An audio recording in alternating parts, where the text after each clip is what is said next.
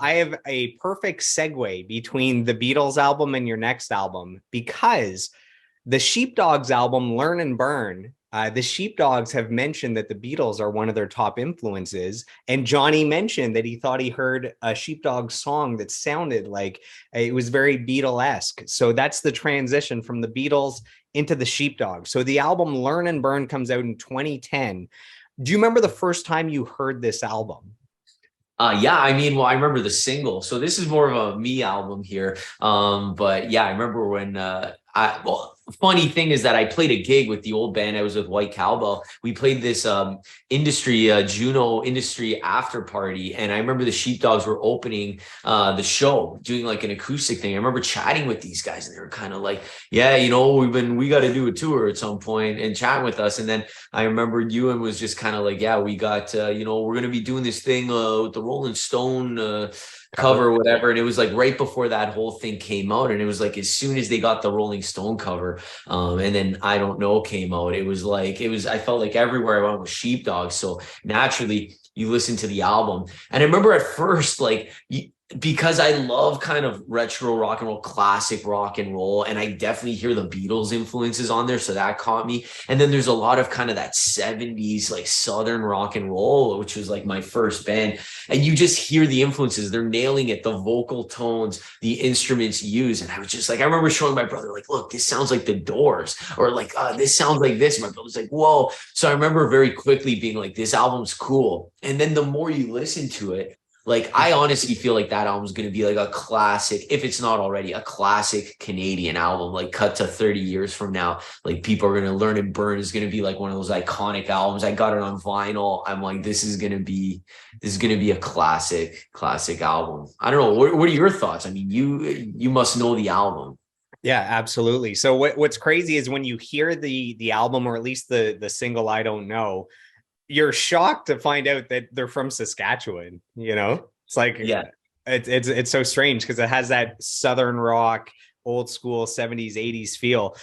So what's wild is they self-recorded and self-released this album before the whole Rolling Stone cover thing. So I'll dive into what that is for our listeners that aren't familiar. So Rolling Stone magazine decided to do a competition that featured 16 bands, independent unsigned bands, and whoever won the competition would be on the cover of Rolling Stone. So the Sheepdogs were independent, and they ended up beating out 15 other bands, and they are the first ever independent band to be on the cover of the Rolling Stone and this Rolling Stone magazine. And this is a band out of Canada, which is exciting. So based on the press and the hype and the popularity that came from that massive Rolling Stone competition, they then signed to Atlantic, to a major label, and Atlantic re-released the album, and that's where it becomes a top 15 album. I Don't Know goes to #1 on rock radio in Canada. The album ends up going platinum, and what's wild is this is something that they just recorded themselves that goes on to all this acclaim afterwards with a little help from Rolling Stone magazine.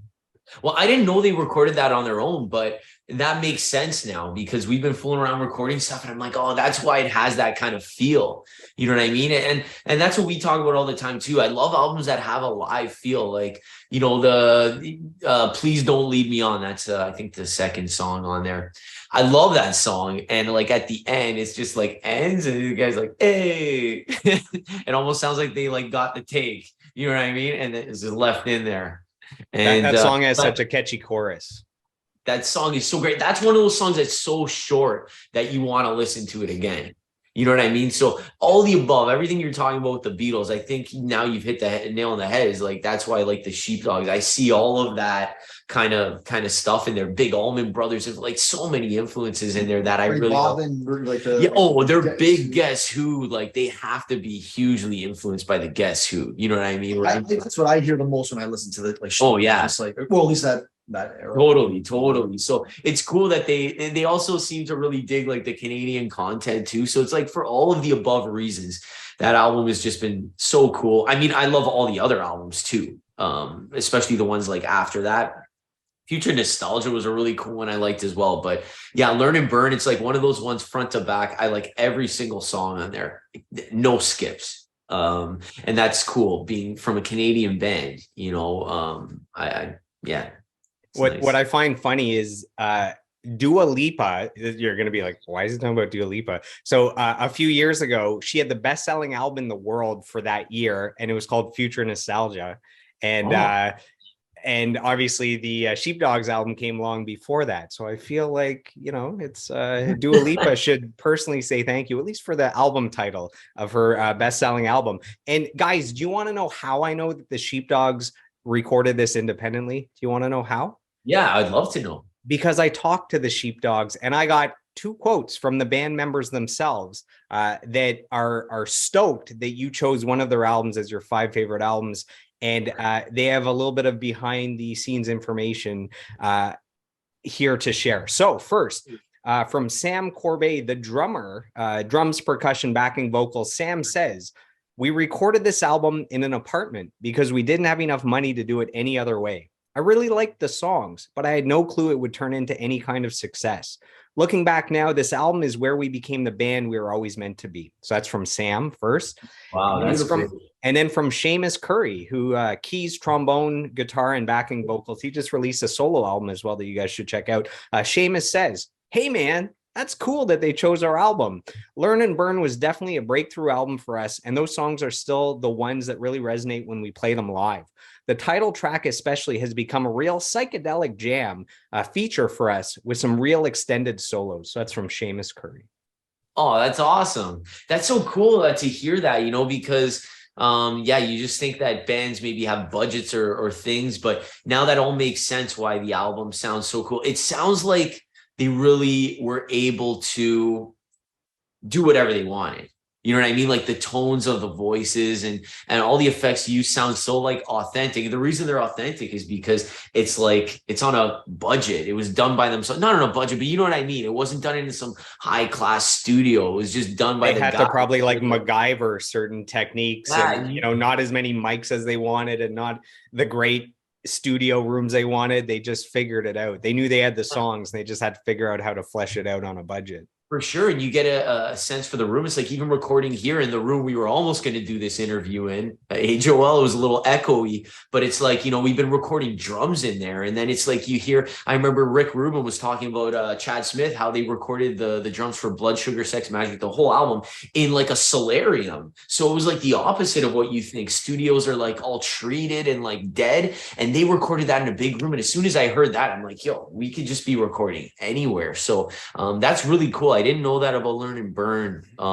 That's awesome. That's actually very inspiring to be like, you don't need all the bells and whistles of you know, a top-notch studio. And obviously they've come up with great stuff in the studio as well. But yeah, there's some kind of charm to Learn and Burn. And now it makes sense that they did it on their own, and they didn't have to make a label happy or anything, or at least that Exactly. I know Yeah, that's of. the thing. You know, they're just They made a label happy afterwards when the label picked it up and they had already recorded and paid for it, you know. that just works. that goes to show you, you know, like when you really have the vision and you have the freedom to do it and execute it the way you want.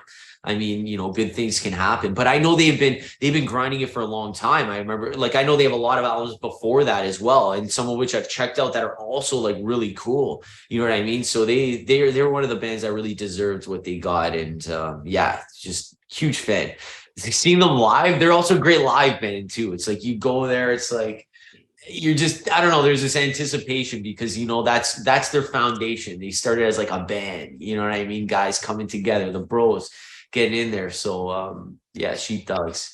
Yeah, That's at the start of this year, I had their newest member, Ricky Paquette. So he's their new lead guitarist. Guitar player. Yeah. Yeah. So I had him on the podcast. So it's awesome. So for 2 hours, I got to ask questions about the Sheepdogs and his solo work and previous stuff.